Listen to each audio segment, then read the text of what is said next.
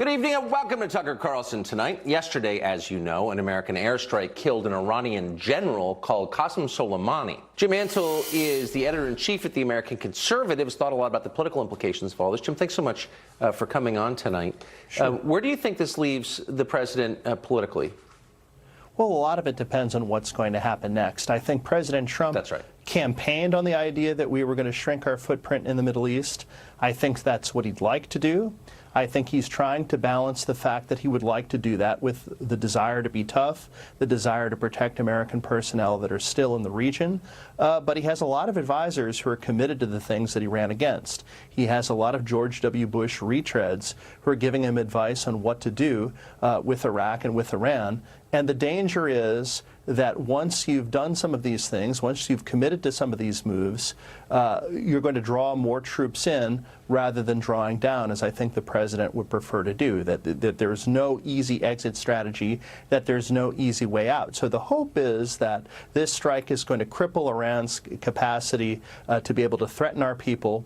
We can move on, and if Iraq does in fact decide that they don't want us to be there anymore, as was always likely once we put a Shiite government in charge of Iraq, that they were going to be friendlier to Iran than Washington was ever going to prefer, that we use that as a reason to get out, having accomplished everything that we're going to accomplish there. But there's no guarantee that that's going to be the case. And the big risk is that unwittingly, just as Barack Obama thought the Iraq war was a mistake, Donald Trump thought the Iraq war was a mistake, but people end up doing some of the same mistakes, repeating some of the same mistakes that they campaigned against. What we really want to do is avoid an Iraq-like war with Iran. One group that absolutely does not think the Iraq war was a mistake are most Republican senators, who are living in a world that very much resembles 1999. And they're part of the reason this happened. They're the group pushing the White House onward toward regime change.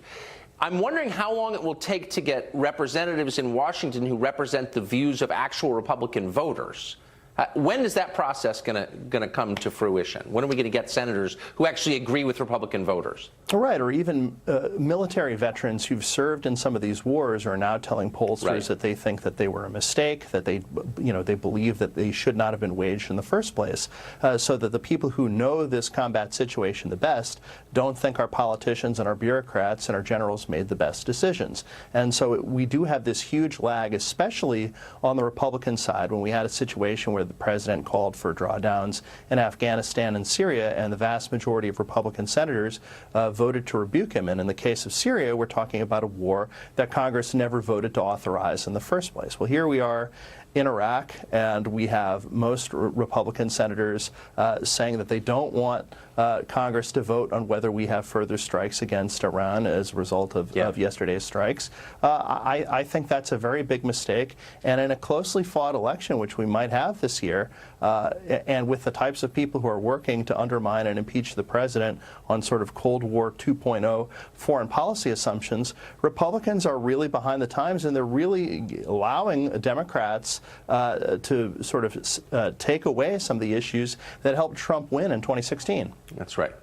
That's exactly right. I mean, that's the difference between the parties. When Democratic primary voters want something, their party gives it to them. When Republican voters say they want something, their party gives them the finger and ignores them. That tells you a lot. Jim Antle, great to see you tonight. Thank you for that. Thanks for having me.